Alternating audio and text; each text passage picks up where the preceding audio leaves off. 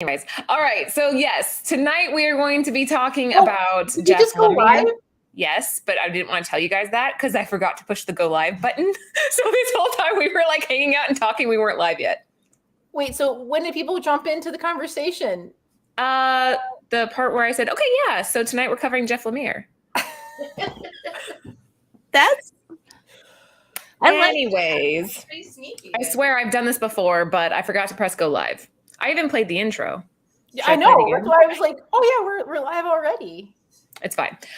You guys, before we get started, we are going to be covering Jeff Lemire tonight. Shout out to our sponsors at Cover Price. Use code Nerdvana14 for 1 month of unlimited membership for only 99 cents, which is a steal. I mean, $1 and you get an awesome resource.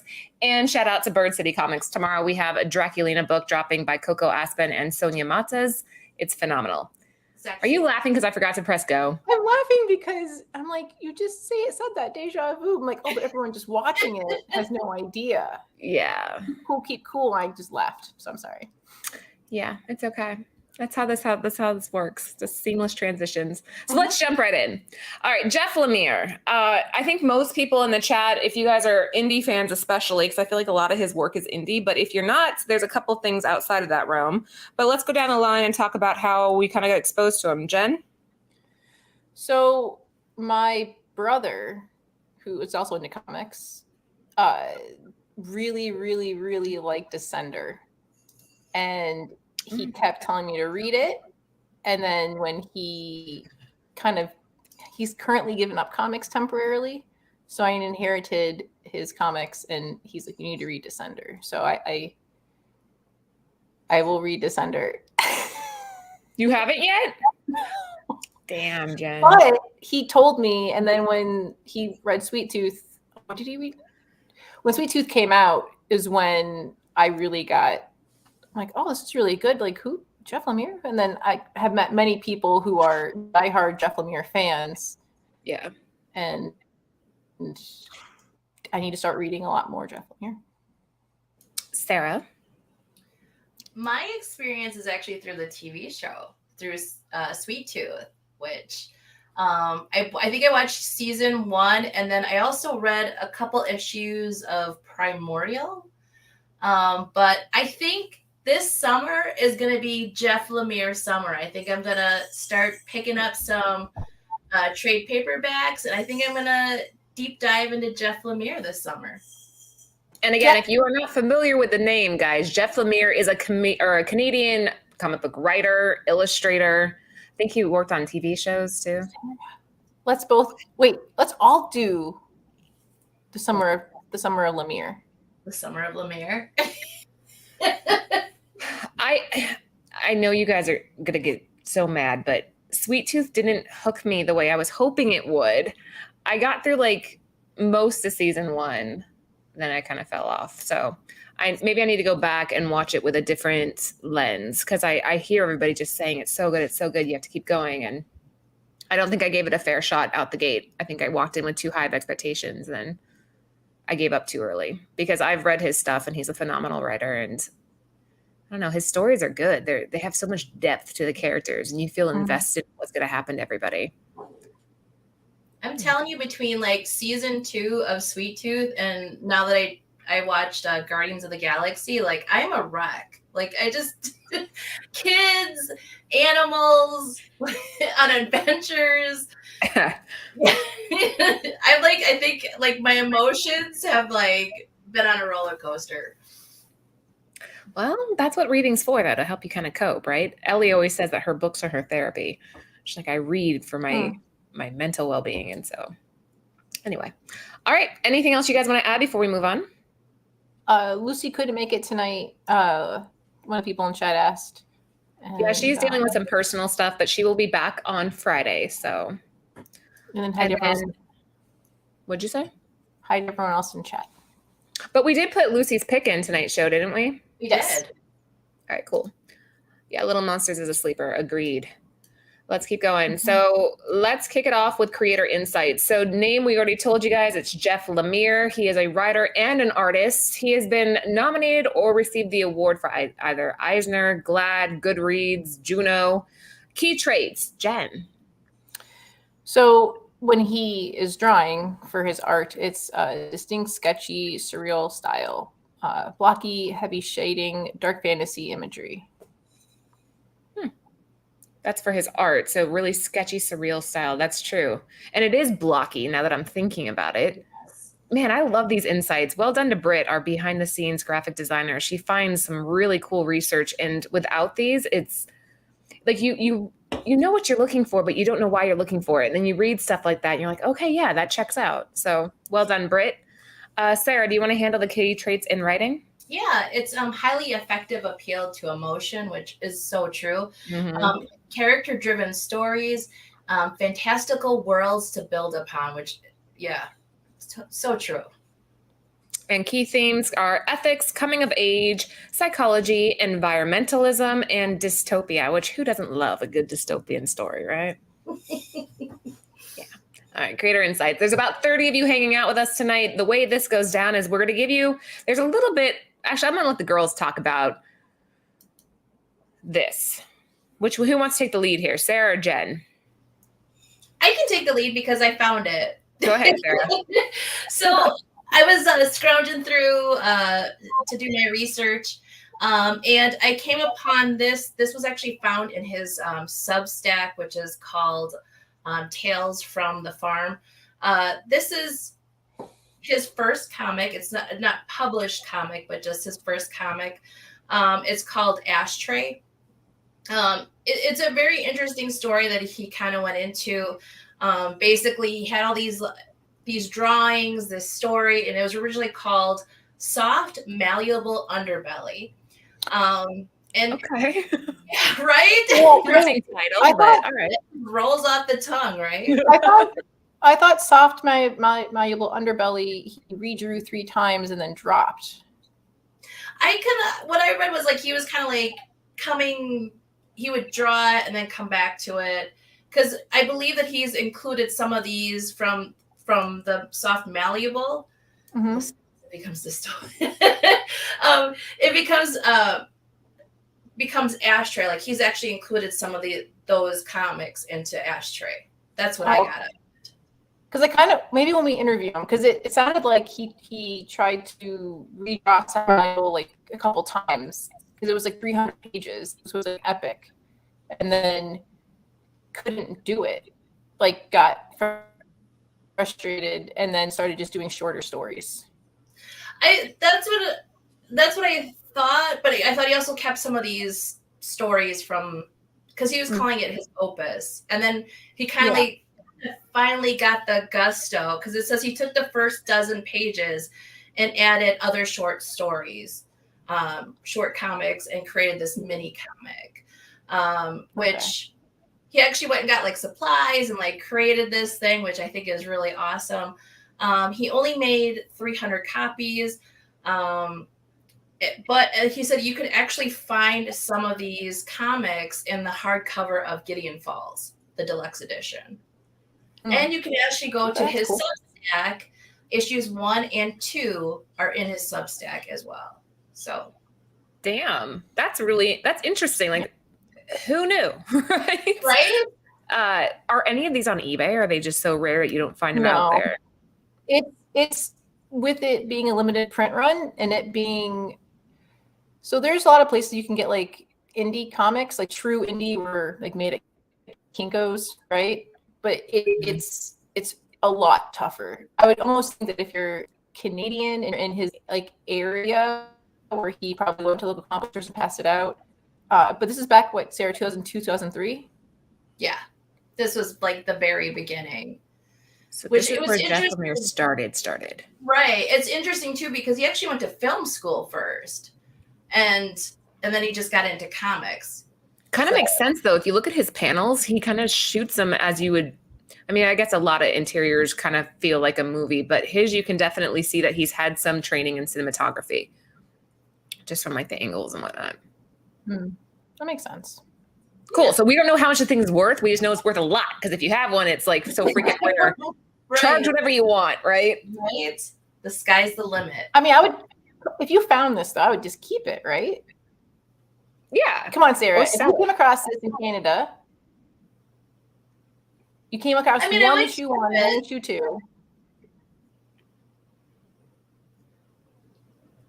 Yeah, I guess I would keep it, but This shit would be going on the auction. I'd be like, guys, one of a kind. There's only Right. one in existence, and I own one. Starting bid $5 million. Go. But that's just me. I'm a capitalist. So. Kidding, sorta. Okay. Next up, so Lost Dogs. Now, so that was technically like the first time you see him, in the comic book realm, but this is considered his first published book, correct? I mean, Yes. he considers it his first self-published. So this is from 2004, 2005. Okay. And then what you're seeing on the right-hand side is a reprint done by Top Shelf from 2012. So most people have the one on the right-hand side, right? And you can see how it kind of ranges in price depending on condition.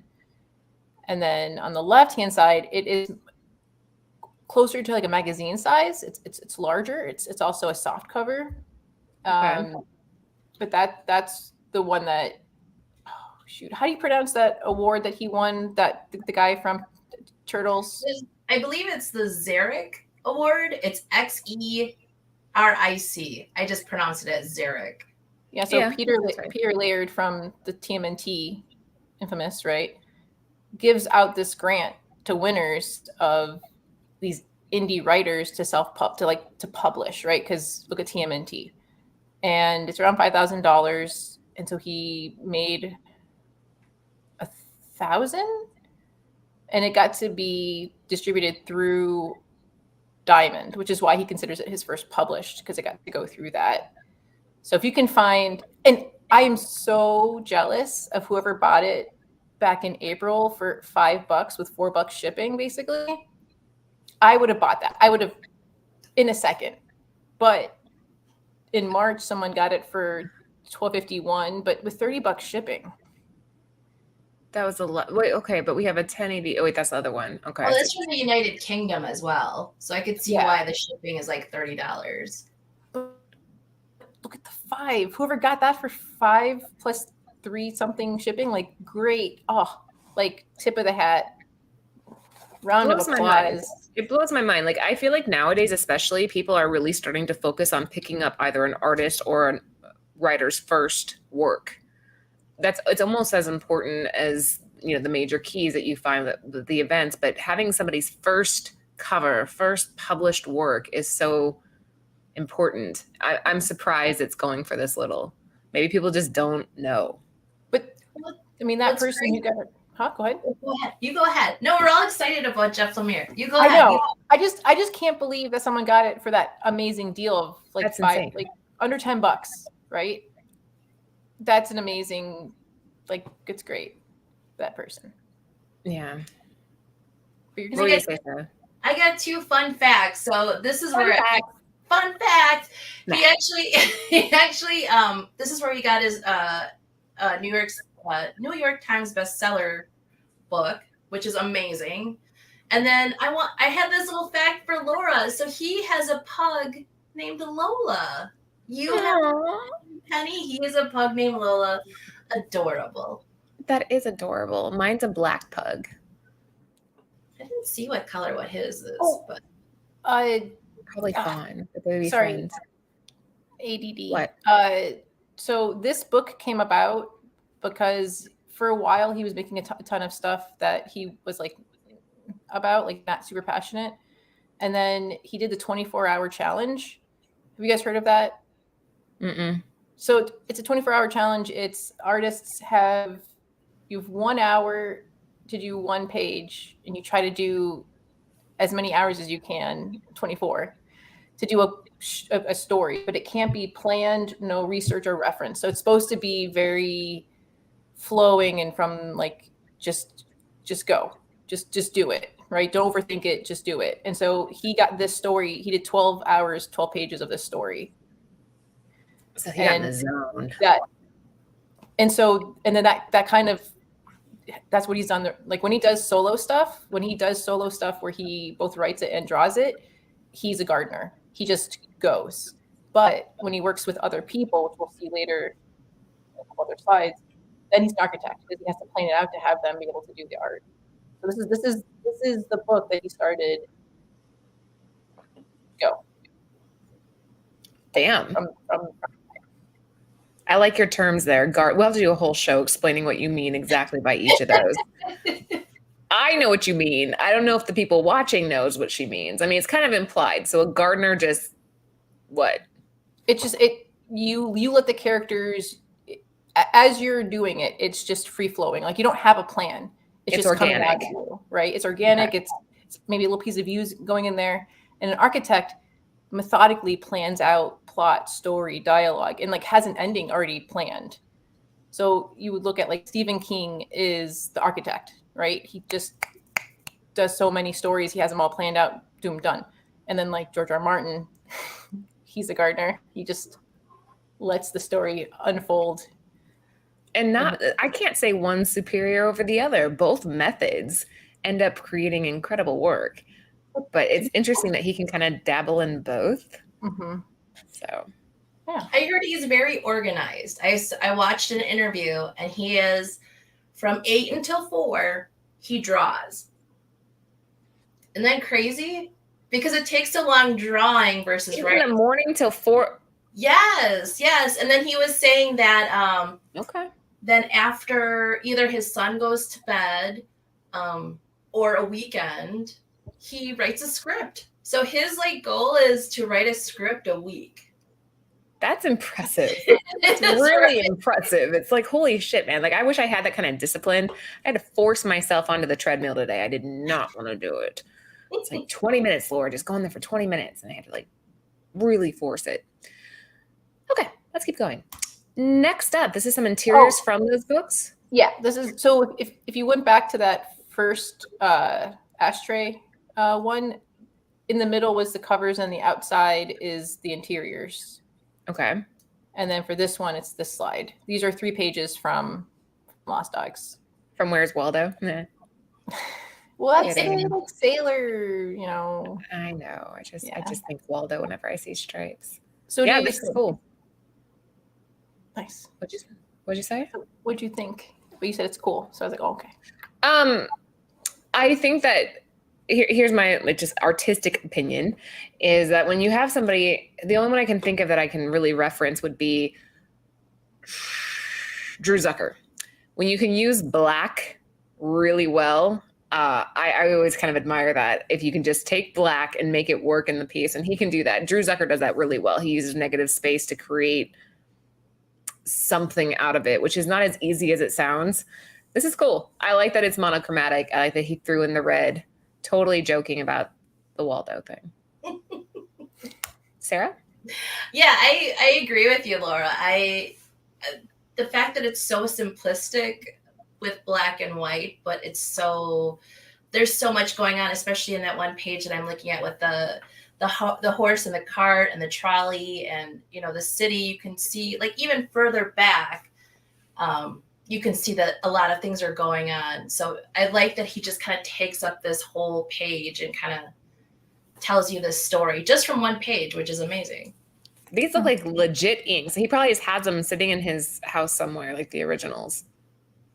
Just scanned them in after. This is all watercolor, I'm assuming, and damn, that's difficult to work with. So now we're seeing like early 2000s, and by the end of today's episode, we'll see up to current day and see how he has just gotten better. Evolved. All right. Yes. So let's talk about Essex County. This was your pick, right, Jen? Yeah. I really, really, really want to watch. So he was super heavily involved in the show. The show has 5 episodes that are out currently. He was on set. In episode 3, he cameos as a hockey player. I really, really want to see this. What's There's 3 volumes. It's kind of, I've only read the first volume, but there's 2 more volumes after that. It kind of follows 3 different characters, and eventually they all mesh together. There's like a kid that, oh gosh. So wait, hang on real quick.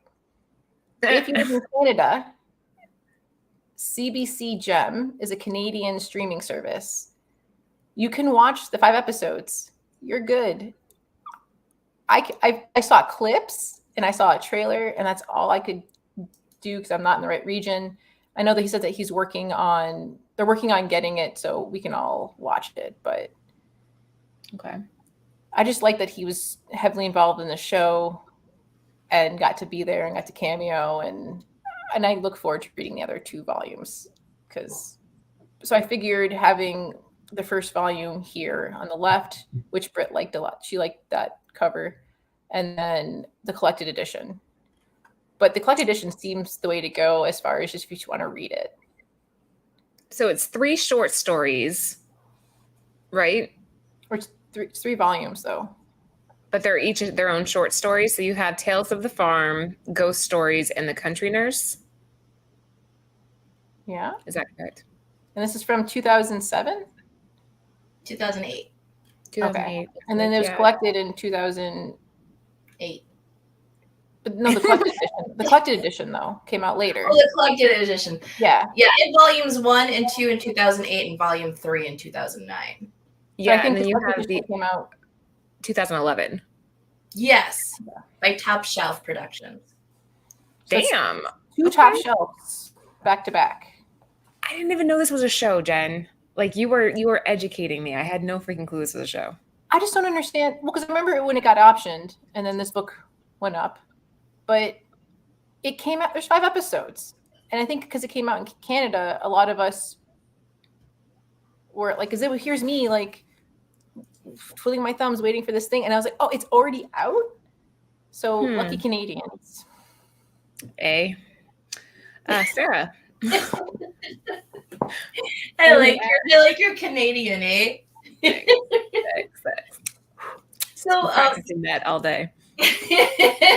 You know, I hear that from my uncles because they live in Upper Michigan, so they've adopted the Canadian dialect. So like whenever they're talking, like that comes around and you gotta say like all the time.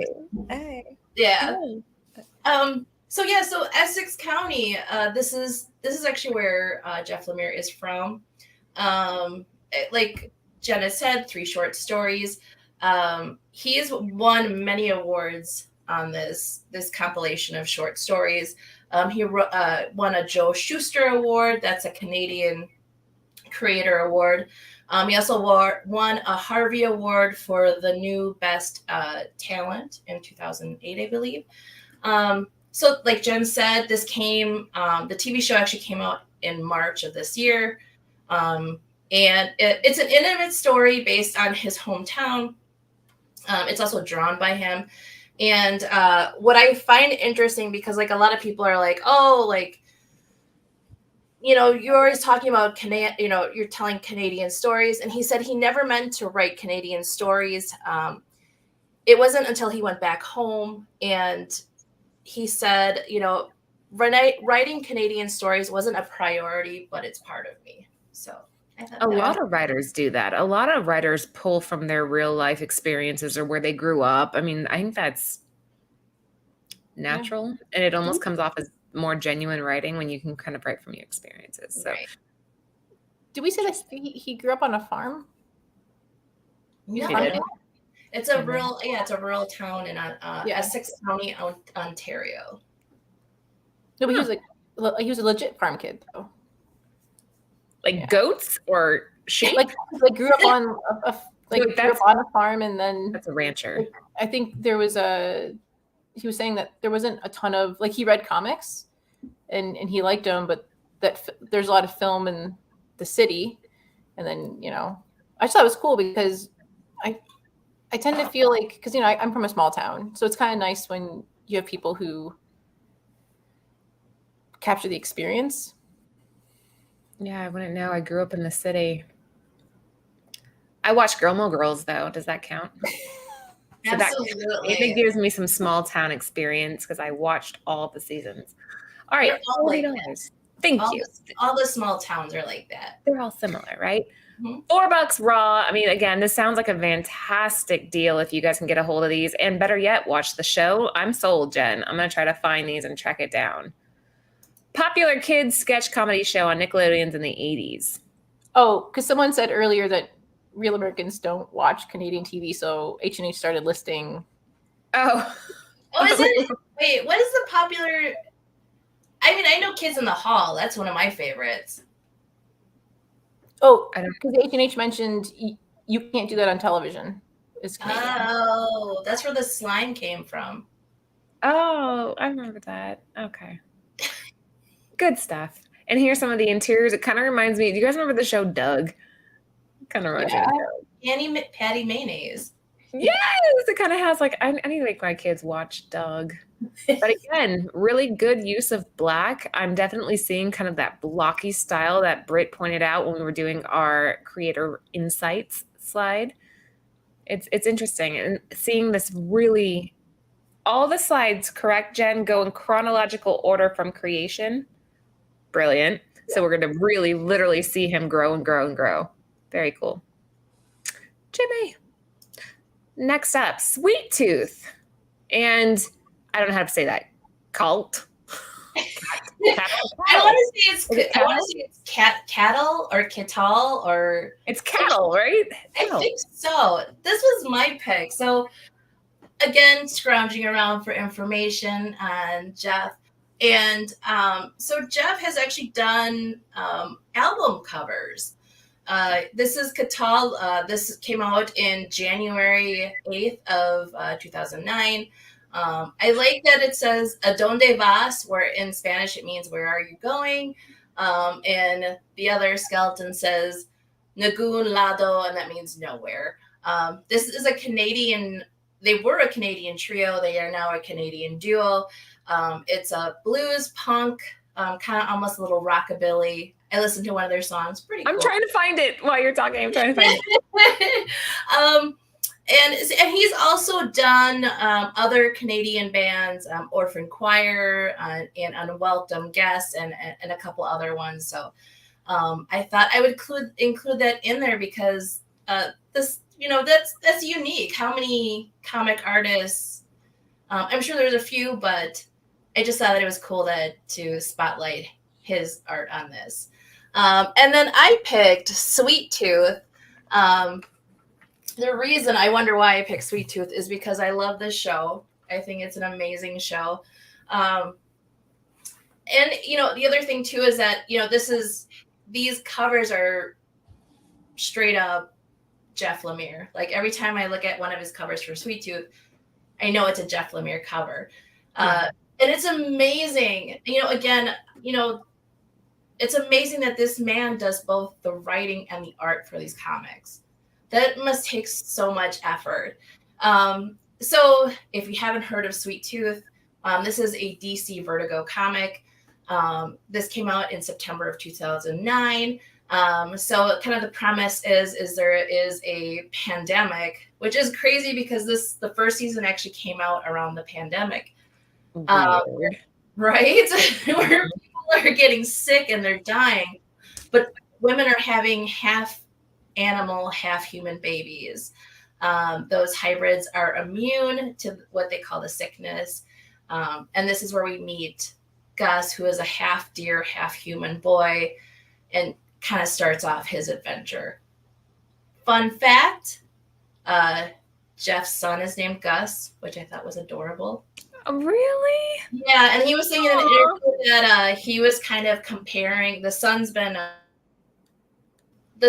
saying like, oh, is this like where is this in the book compared to what we're seeing while production is going on? Again, a fan of the show. It's an enduring story. It's so touching. It's kid animals and family. It's just heartwarming. And so it's on Netflix. Season 1 came out in 2021. It has 8 episodes. Season 2 just came out in April, 8 episodes. And Jeff was a consultant on the show. And then also Robert Downey Jr., if you don't know who he is, that's Iron Man. He is the executive producer, and him and his wife, they're the production company for this. And then I'll say one last thing. And in what he said, I thought this was pretty cool. He didn't think that the book would last 9 issues. He said that instead of a quick post-apocalyptic story, this post-apocalyptic story, he thought like that was it. Like nobody would like it, but it's kind of continued into this book about family instead of, pandemic and disease and stuff like that. So. I need to give it another go, Sarah. I need to give it another go. Good. I mean, Bobby is my favorite character. I love Bobby. Second season, Bobby is amazing. It's just I think if you go in it again, I think you'll like it. There's some shows where it's like, I have to watch the next one like immediately. I have to. I need to go back. Like I said, I think maybe I was just in the wrong mindset because I didn't get that same excitement over it. But the story is so good. And the first episode was really good. The first episode, I was like, okay, yeah, I could see myself finishing this off. And then I just slowly got distracted by the world. But I think it's cool that you included the album cover. Interesting how often music and comics kind of collide. Like you see collide. That's not what I was trying to say. Collide and... What's the other word? Coincide. Thank you, Britt. Freaking love that girl. Thank you, Britt. Yes, that's what I meant, but I didn't say it right. Anyway, yeah, so very cool. So 9.8 for 190. What, Jen? There's bingeability in Sweet Tooth. We binged the first season, and then we were going to start. Like you already finished it. Britt and I had to rewatch the first season. We binged it in basically a day and an hour. And then we're now when we get off the air, we'll watch episode 4 of this new season.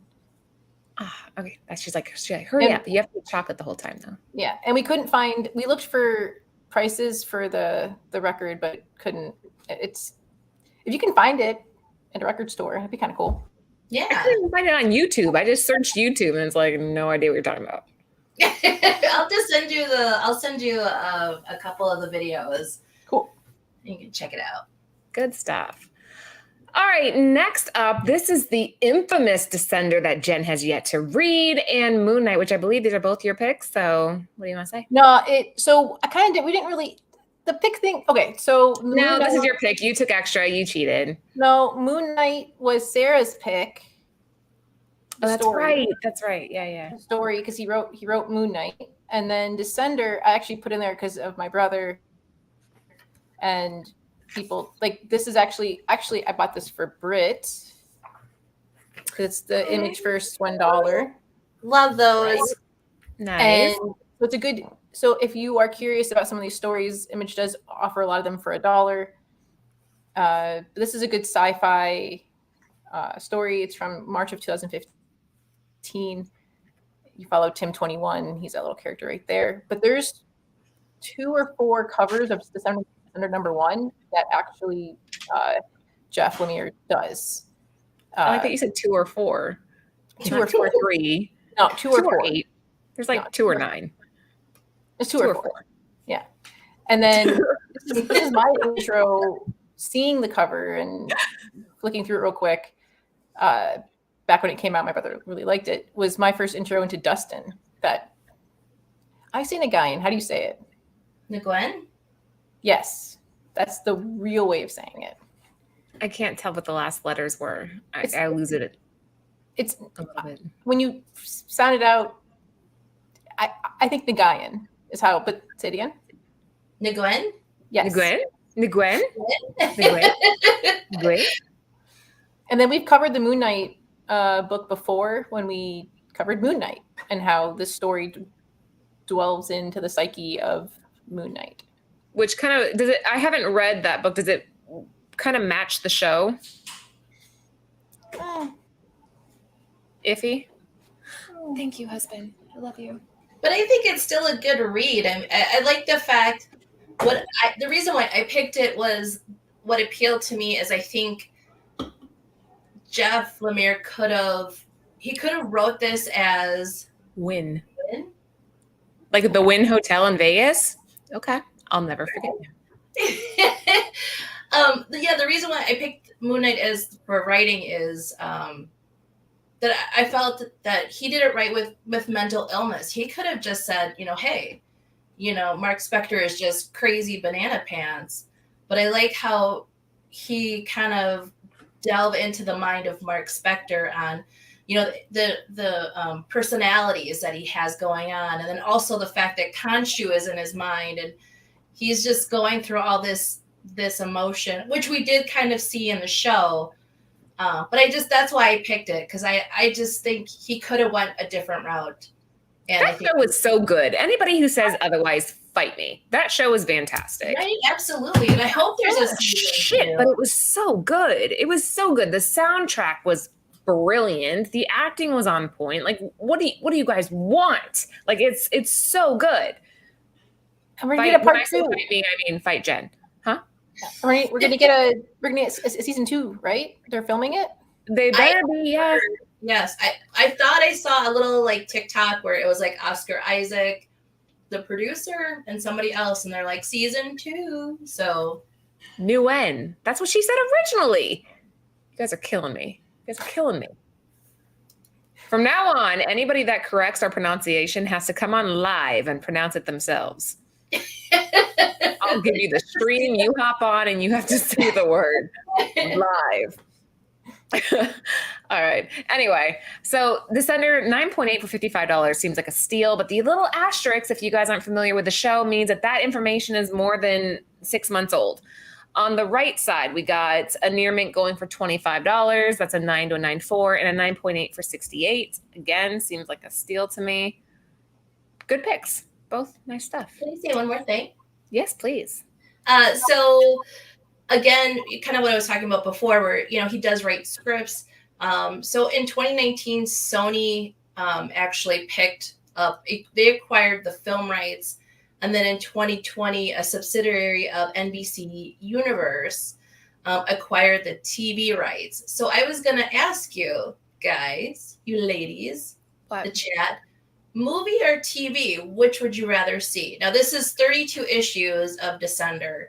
And I believe there's an Ascender story as well. So what would you want to see, a movie or a TV version? It'd have to be TV if they do it right. It depends who's doing it. Who has the TV rights? It's a subsidiary. I believe it's like a Canadian subsidiary of NBC Universal. Because I don't see it being a cheap show. Right? I would see a TV show, right? Because it's you see more of it. I think especially it's space, right? The whole thing takes place. I haven't read it, but I assume it's all space. I think that they could do a lot with that if they did a show. Really kind of take their time. It's an interesting premise. It follows a young android boy. Did I say Andrew boy? Android boy. You did. Oh man, Andrew boy. I said it again. Android boy trying to survive against bounty hunters in a world that outlawed robots. So. Tim 21. Okay. Yeah. Very cool. Guys, there's 30 of you hanging with us tonight. Make sure if you haven't already, for the love of God, sub the channel. We are so close to 2K. Make sure you do that if you haven't already. And better yet, share it out to somebody and just be like, hey, it's me. If you like me and want to stay friends, sub this channel. Give them an ultimatum. That's the way to get things done. Send it to your mother, your grandmother, ultimatums. And if they don't, you don't have to give them a Christmas present. So I'm saving you money. Okay. Moving on. Next up, Gideon Falls was Lucy's pick, which I haven't read. But anybody know the premise of that one? Jen, tell me about it. Oh no, I'm showing that if you want to get it for $1. Damn it. Okay. I bought it for I think Britt. And I also bought the one that you picked for Britt. Oh, she's gonna like mine better. No offense, Lucy. I win. So, and what's great about Image is that the first trades are usually $9.99. So you get the first trade $9.99. So Britt will read that. But go ahead. Sorry. Okay, couple things. It's from the creative team of Old Man Logan and Green Arrow, which is kind of neat. The lives of a reclusive young man obsessed with a conspiracy in the city's trash and a washed-up Catholic priest arriving in a small town full of dark secrets. become intertwined around the mysterious legend of the Black Barn, an unworldly building that is alleged to have appeared in both the city and the small town throughout history, bringing death and madness in its wake. That was all one sentence, FYI. Rural mystery and urban horror collide in this character-driven meditation on obsession, mental illness, and faith. Damn. There you go. Sold it. Hi, husband. So Oh, what you think? what is this? Chicken? Mhm. Oh my God. What Oh, kind hold of that. chicken? What kind of chicken? There's You just- barbecue chicken. Nice. It has like a teriyaki. Teriyaki? Hmm? Teriyaki? Yeah, it's really good. Thank you. Do you know anything about this one, Sarah? That it's 27 issues. Jeff Lemire did the writing on this. The art was done by Andrea Sorrentino. 27 issues, if I didn't say that already. This came out October of 2019. This James Wen is actually attached to this. If you don't know who James Wan. He is a co-creator of Insidious, Saw, Conjuring franchise, and his team at Atomic Monster Productions have jumped on as executive producer. So And Jacques did. Am I reading this right? That Jacques did a cover. Oh, Dude, and I so want to did- see it. And then Jeff Lemire did 2 covers for Gideon Falls. Number 1. I love Jacques covers. I want to say that one of the Jeff Lemire covers that he did was for Comics Pro. I'm Almost. multitasking. What's I'm Family eating while Tree about? Okay, sorry. I'll look this up in a second. Family Tree. I was looking it up because I want to see what the cover looks like.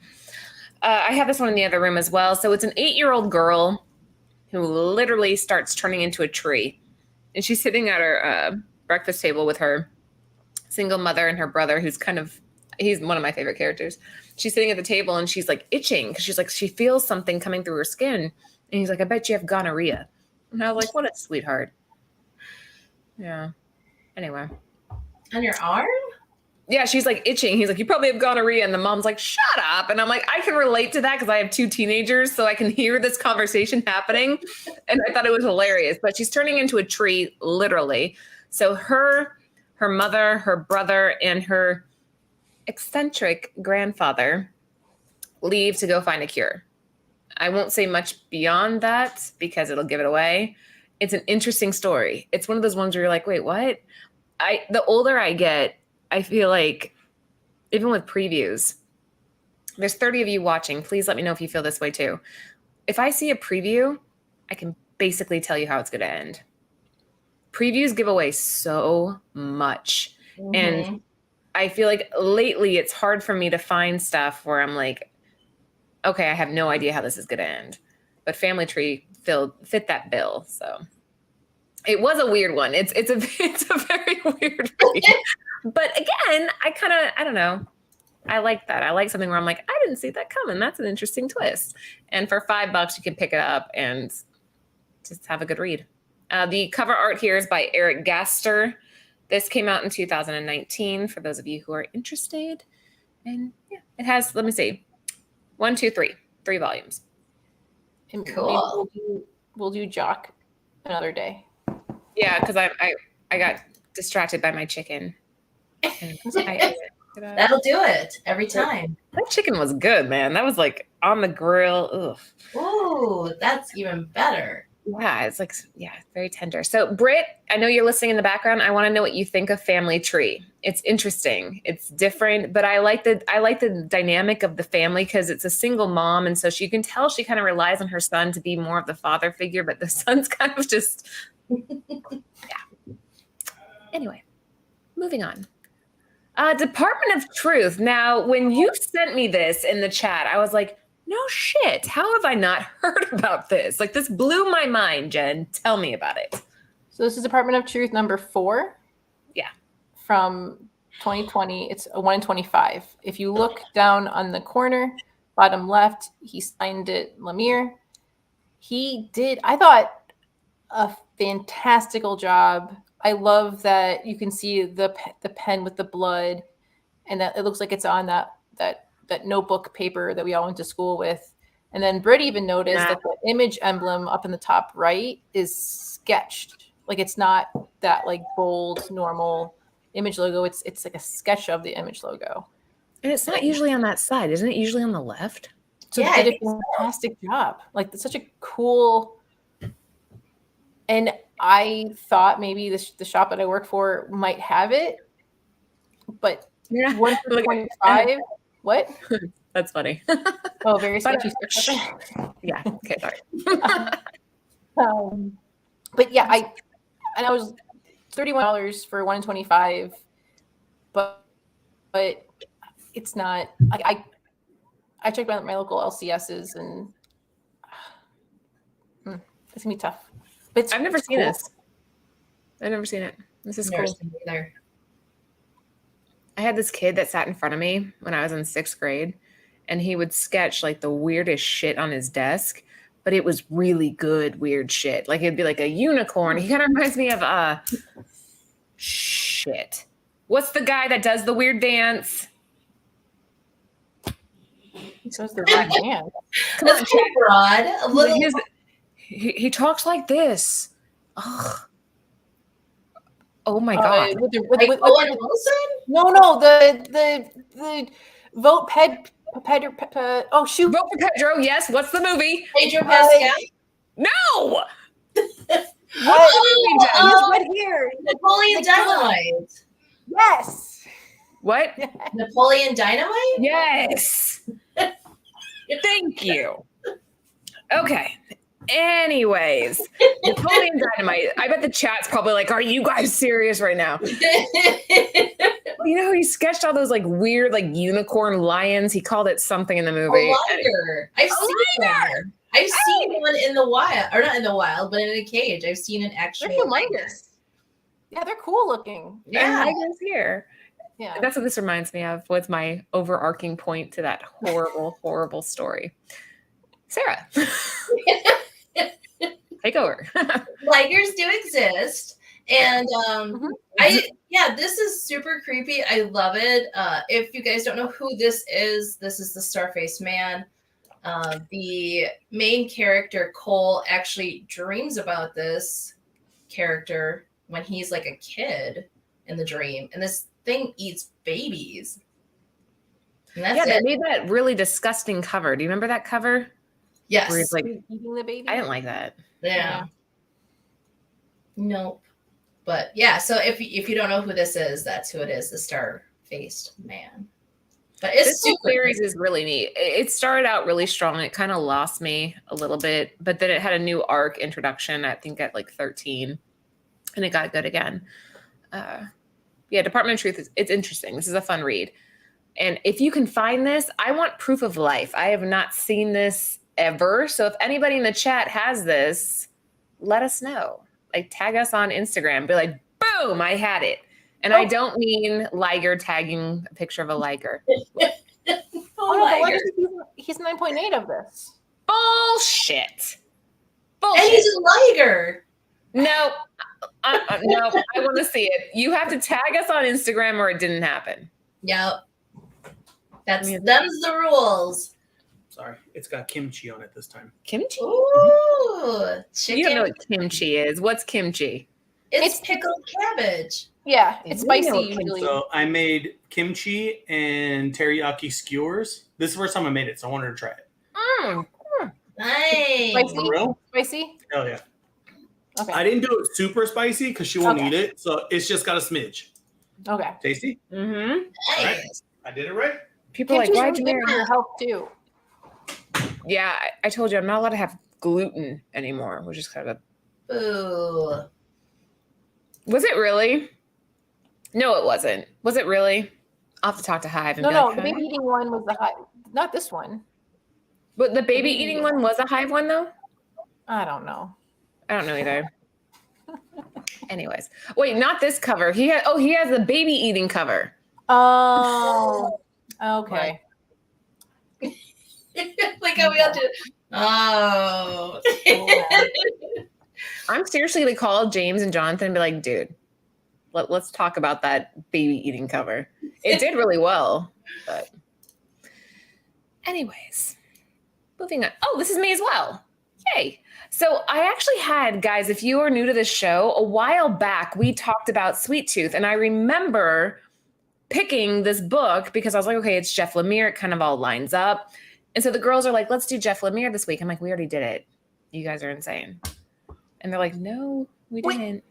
But we also, I remember when this first came out, we used to do in the olden days of Comic Book Women when we were on Flipside, we would do we'd all pick one coming out the next day. So when this comic was brand new coming out, you picked this comic. Yeah. And anyway, long story short, I was right. And I'm going to be right again because this book is so good.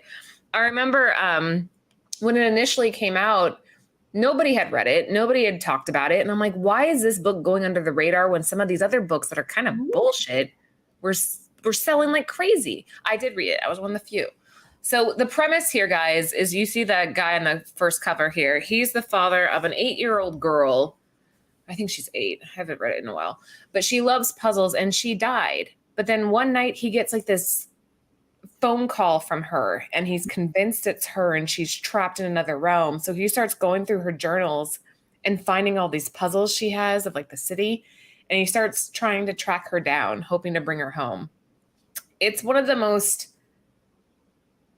emotional stories I've ever read, but it's a really cool mystery too. The interiors, as you can kind of see over on the right there, Britt, again, thank you. This is perfect that you chose these panels in particular. It says, it's like every day that passes and every step I take, I get further from her. So this father is obviously grieving, and to hear the voice of your child is, anyway, this is the one I recommend. I am shocked this goes for $1. I swear to you, read the book. You'll be like, oh my gosh, Laura, I owe you Starbucks. Or black licorice. And Jeff Lemire said this is also one of his favorites. Did he actually? Yeah. There's like an interview 3 or 4 weeks ago that he mentioned that this is one of his favorites. Nobody read it, Jen. Nobody. I bought it. Have you read May's book? They're like, what? And I'm like, have you read May's book? No. Anybody read May's book? I'm like sitting here. I feel like I was like I bought it because when you picked it on that Tuesday before it came out, I was like, okay, if Laura says, because, this is when I wasn't working in a comic book store and, you are, and you got to read it. I'm like, you know what? Laura says it's a pick. I'm going to go ahead and buy it. Smart. But did you read it? I read the first issue. I didn't read the other issues. I was going to get the trade. Oh my God. You got to keep going. It's really good. It's even better if it doesn't even have to be like a father-daughter relationship, but if you've ever just lost somebody, it'll resonate on one level or another, just that desperation for wanting to get that person back. And I remember, this is going to get really dramatic here, but I remember my mom telling me, she's like, when my mom passed, the one thing I remembered was, I'm never going to hear her voice again. And you don't think about that, but it's so true. So I actually save voicemails of anybody that I care about. I have like 85 voicemails that I save on my phone just in case. I know that's morbid, but I do. Nope. And so does Britt. She saves voicemails. I have them from my mom, my dad, every one of my sisters. I have them from Anthony. I have them from my kids. And I save voicemails just in case, because I know that one day, like if you can't hear somebody's voice again, and that's where this whole story kind of springs off of, is him hearing his daughter's voice. So yeah, sorry to be a downer, but it's a good story. Okay. And then, so seeing the art from these 2 panels to he has grown. Yeah. You start seeing him adding in a little bit more detail. It's not so watercolor driven. You definitely see more dynamic lines. The black is kind of still there and it's still really well used, but adding in other hues as well and other temperatures. Yeah. Like it. It's not so blocky either. Like some of the chins, like if you ever look in the kind of the past that he's done, his chins are very like square jawed and then kind of like almost rectangular-ish. And now this is kind of like more smoothed circle-ish or oval-ish. Solo, what's the number 2 going for? I honestly don't know. I have all of them, but I had them from like the get-go. What's number 2 going for, if you don't mind me asking? This is my pick. And that's very cool that Jeff Lemire will say that out of all the stuff he's done, this is one of his favorites too, because that's like an artist picking their best painting or a chef picking their best recipe. So I'll take that as a win. And it's 5 issues. It's only 5 issues. It's not intimidating. You can read through the whole thing and just be like, oh, okay. Okay. And again, not to repeat myself, but you don't see the ending coming the way you think you would. It's not predictable. So next up, Jen. So out now is Sentient. It's one in Eisner. Coming up soon is Tenement, and for June 21st. And then Fish Flies, which we all got. Fish Flies! Right? We all got the free comic book day. Yes. Not for little kids. Not for, right? And that comes out July 12th. So there's. I just read it. And? It's good. It's I very, have it, but I haven't read it. It's really good. I can't wait. Definitely going to pick up number 2. Doesn't that cover kind of give you, Sarah, Scotty Young vibes from Middle West? A little bit. Like you can kind of see like the same vibe to it. If you just zoomed out and there was a big old storm. Yes. A little Why bit. Not for kids, Jen? Why not for kids?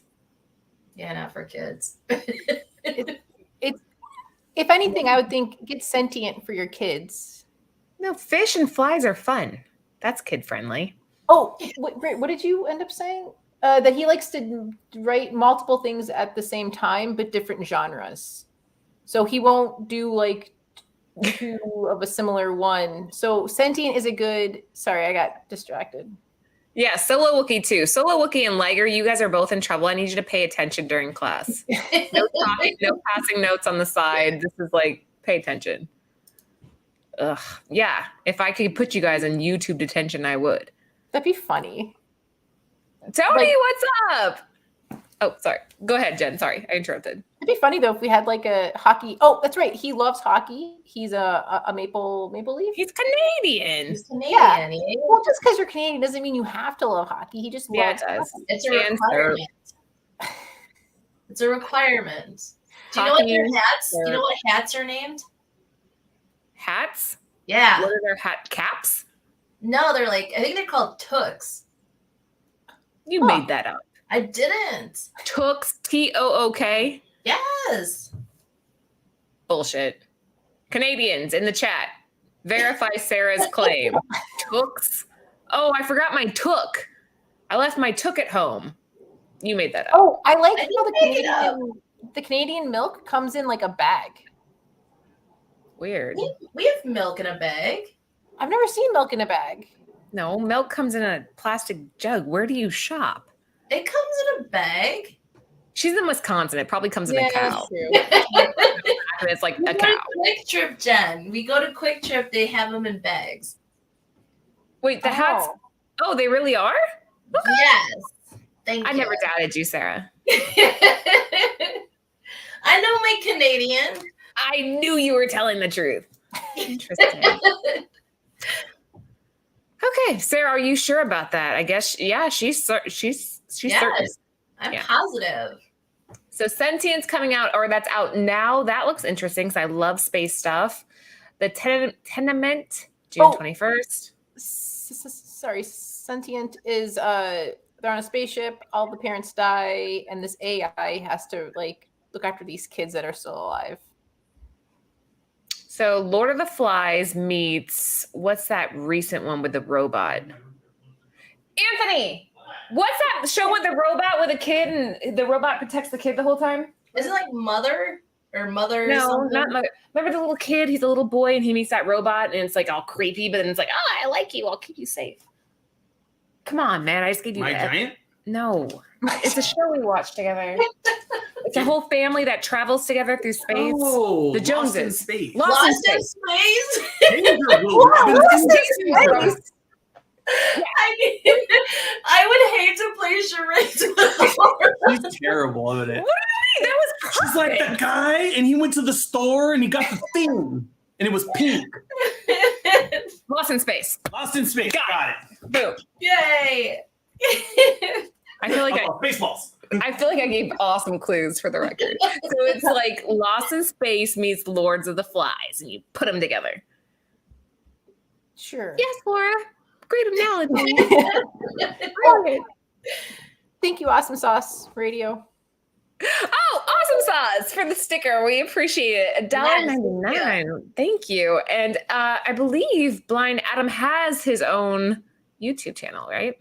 Nice. So follow him and follow him on Instagram if you're not already. And Breaking Bad. What? That wasn't even. Thank you, Solo. Solo knew. Oh, nice. Whatever. Okay. You. It's not new though. No, the new season came out like a year ago. Is it good? You haven't watched Lost in Space? I mean, I watched I've the never movie. seen the like old, the show. black and white, but I've never seen the new one yet. the old one. No, the Lost in Space, the new one, I liked it. Anthony and I were entertained through the whole thing, and it was well done. It's that fun excitement, but it's a family, and I don't know. Did you watch the Matthew Broderick Lost in Space? To be completely honest, I didn't even know there was an original. So there's an original. No, there's an original TV show, but then they redid it into a movie, like in the early 2000s, with Friends Matthew Broderick as one of the people in it. I didn't even know that existed. There's a movie. It's interesting. It's interesting. Okay. That doesn't mean when someone says that's interesting. I know interesting never means anything good. If you say it's interesting, you're just being like a polite. Anyway, Jen, what is this slide? Follow Jeff Lemire. I would say go to Substack. There's a free version of Substack, much like Tinian, right, with Tiny Onion. Jeff has his own. Tinian. Tinian? Tinian. Okay, Tinian. He went on Twitter. He's like, here's how to say my name. But in my head, it's always going to be that. TIE-NIN. I'll just say hi. So follow Jeff Lemire on Instagram, Twitter, Substack. It's definitely worth it. He posts pages of stuff. He gives you all cool information, and always follow writers and artists that you really like. You'll be surprised the stuff that you come across. Memory tangents.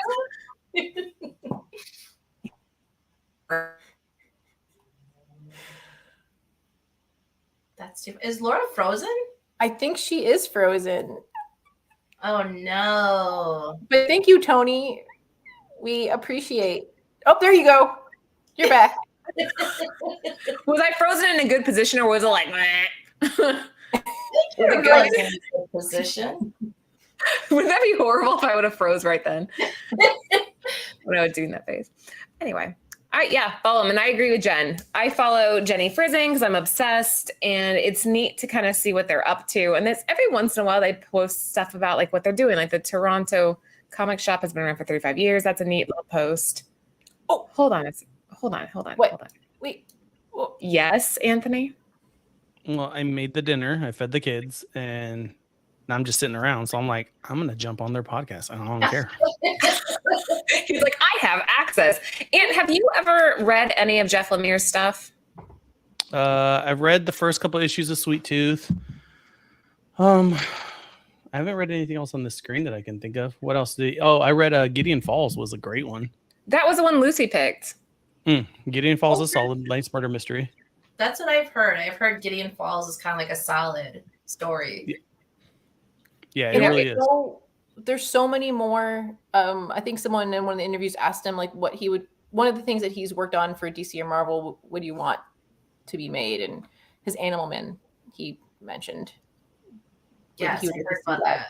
Come alive, but he's so many things. We'll do part 2. Yeah, we'll definitely do part 2. Maybe we could even get him on the show because that would be awesome to have him on. He can talk about, Oh, for any of our watchers who are in Chicago, or in the Chicagoland area, Jeff Lemire, Canadian, will be here at Challengers comic book store, Challengers Comics. That's cool. And June 23rd from 4 p.m. to 6 p.m. Are you gonna go? I mean, it's a Friday, and usually I work Friday and then come right here. Jen, go. You can miss that Friday. Did you guys cover Little Monsters? No. No. Why? Have you read it? Yeah, that was one of the ones that I really, really wanted to do an exclusive cover for, because it's basically Lost Boys but with kids. They're the vampires, Mm-hmm. and I love the Lost Boys movie, and he didn't allow them for that book. No. And that's another him teaming up with Dustin. How do you say it again? Nguyen or is it Yeah, Nguyen? that was right. Nguyen. That was Yeah. right. See, I'm saying Nguyen. Nguyen. No, that was right. Nguyen. Yeah, I'm looking at his catalog. It's pretty legit. Black Hammer. Mm-hmm. And I want to show everybody the Draculina that we're launching tomorrow if you want to pull that up. I got you. While you're doing that, we have Monday Cover Lovers if you haven't already subbed to the channel, Tuesday Comic Book Women at 9:35, Wednesday the Mondo Mail Call at 10 p.m., Thursday is Long Story Short at 10 p.m. Also, we kind of like right off of the Shaker Show, you can go straight over to Long Story Short. Friday, this is the important part. This Friday will be Nearing Nirvana's first ever auction. The girls and I are going to be here. Jen, you have to prime from her cold, dead fingers. I might not be able to make it. Jennifer, you're selling your comics. I might not be able to make it. Can I come? Jen might not be there, and in that case, we'll have Ant fill in. Okay. I got comics. He's got comics. There's a lot of comics. Yeah. Oh so wait, make can I plug my mystery boxes? Yeah, go ahead. So you know how people do like card breaks? So I made like I don't know, a crazy amount of mystery boxes. There was like 30 or 40 of them. And I hid some 1 in 100 ratios, but I hid a 1 in 500 predator in one of them. Yeah. And I'm only selling them for $35 a piece. There's 4 books in each box. Wow. Yeah. So I blew through a fat sack of them today and nobody pulled it. Maybe I'll tune into that show. Oh my God. I'm just saying it's going to be, when did I schedule? I'm going to do a Whatnot show on If Friday. Jen gets it though, people are going to think we rigged it. Right? They're all sealed. I can't, I don't know. I won't buy anything. I can't buy anything. But they're only Says Brit. $35. Look at Yeah. that side eye. She's like, I Yeah, can't. she is side-eyeing me. Laura, what's No. the thing? Side-eye. Oh, no, she's now eyeing me. Fantastic side eye. Oh, I'm not going to get it. And then Saturday morning, we have our morning toy box. That's another really fun show. It's a little bit different. You have some toys added into it, which is fun. It's all kind of like relaxing and neat. And that's what Nearing Nirvana is about. As I said earlier in the show, we are almost to 2,000 followers. So if you guys could really just push that for us, I can't create any more YouTube accounts. Yeah, just have everyone make a double YouTube Thanks, account. Sarah. You got And that? then It's like Laura.Arroyo, Laura Arroyo 1, Laura Arroyo 13. I can't sub anymore, guys. I need you guys to share out. Do you have what we're going to be dropping tomorrow? Drop it. The suspense. I know. Like, I feel like there should be a drum roll or. He's probably going to play music. That's what he does.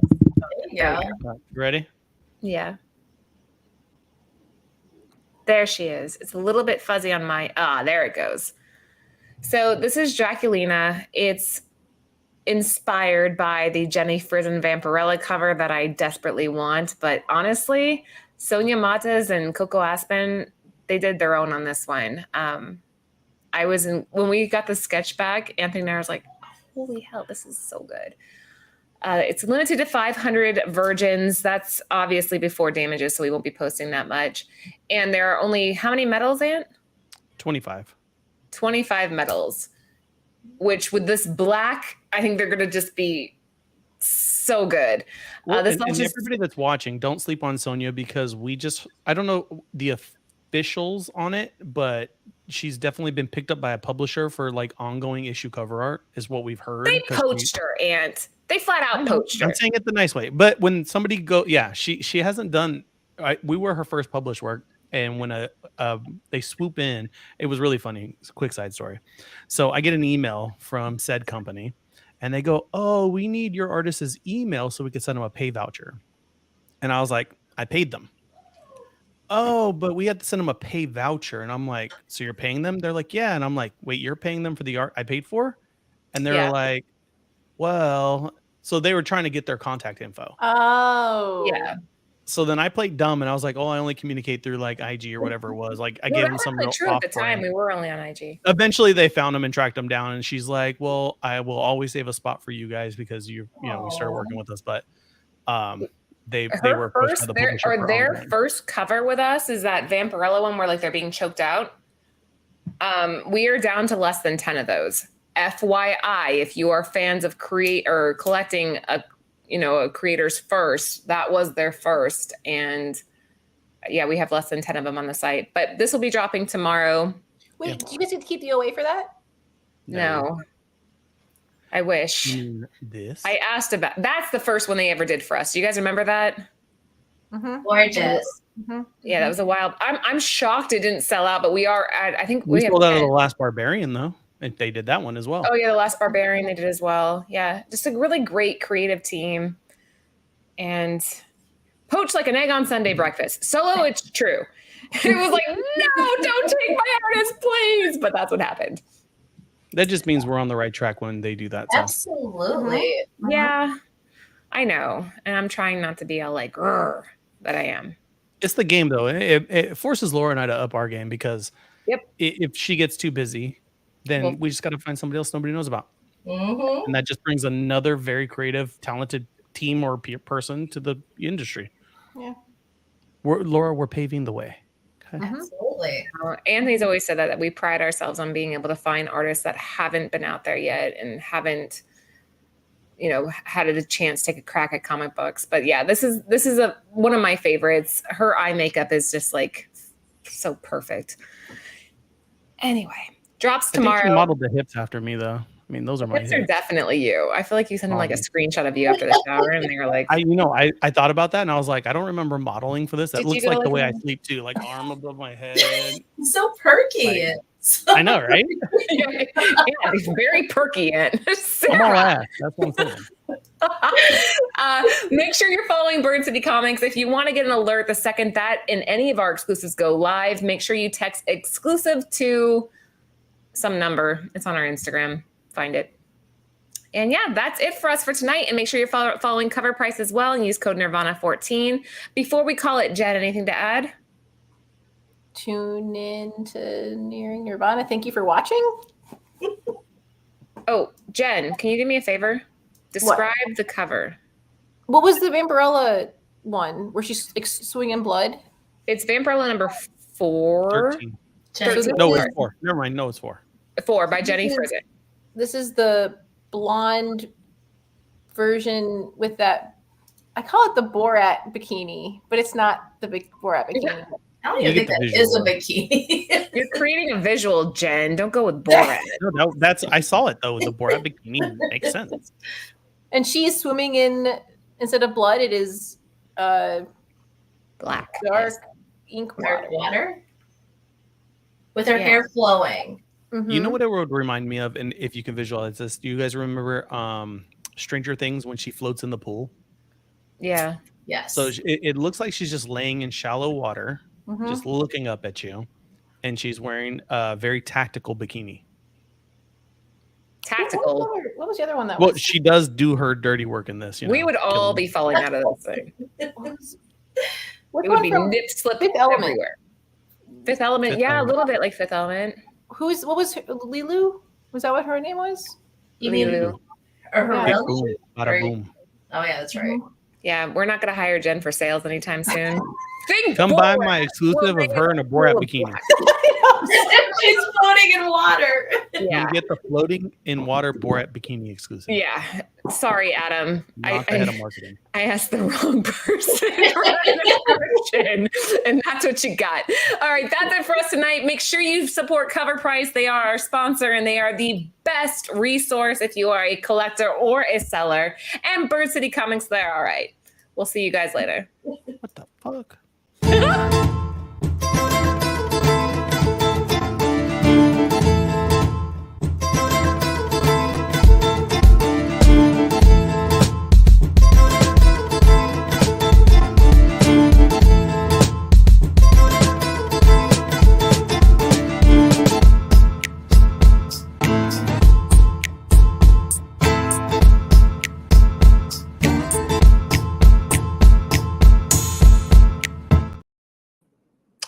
Whoops, sorry. I didn't know I was still here.